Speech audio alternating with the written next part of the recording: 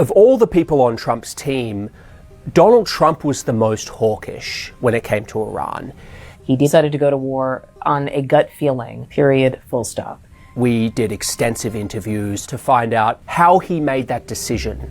On February 11th, Benjamin Netanyahu pitched the idea of joint Israel-U.S. strikes against Iran. He lays out a very aggressive campaign to dismantle Iran's weapons systems, and then he also lays out some scenarios for regime change. President Trump listened to this and he said, "Sounds good to me." But what happened next was actually, in some ways, more interesting. Overnight, U.S. intelligence analysts very quickly went to work. The head of the CIA uses one word to describe the assessment of Netanyahu's regime change scenarios: farcical.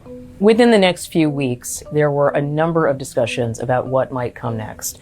There was not consensus. These three Trump advisors show just how varied the opinions were in the administration. The Secretary of War, Pete Hegseth, thought that this was a really good idea. And it's not a surprise. He was very much chosen for the idea that he believes in flexing U.S. military muscle. Marco Rubio, the Secretary of State, was, I would say, skeptical about a full-scale war, would prefer to continue with a maximum pressure campaign, but was also skeptical that the Iranians would agree to a deal. So he was somewhat ambivalent. The most actively opposed was Vice President J.D. Vance. He laid out various reasons why this could be complicated, from depleted munitions to the position it would leave the U.S. in going forward. That it could lead to regional chaos, that it would break apart his coalition. Many of his voters would see that as a betrayal. On February 26th, President Trump had a final go, no-go meeting with his team in the Situation Room. Trump is sitting around the table with his inner circle. It's a very small group. He asked what people thought. And Vance starts by saying, well,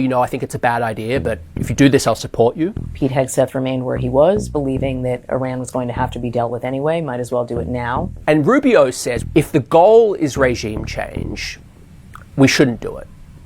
But if the goal is to degrade Iran's capabilities to wage war, their missile program, that's a goal that we can achieve. At the end, when President Trump wanted to go forward, almost everyone deferred to the president's gut instincts.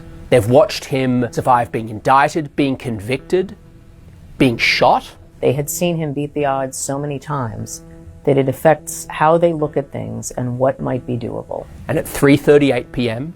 the next day, Donald Trump ordered the start of the Iran war.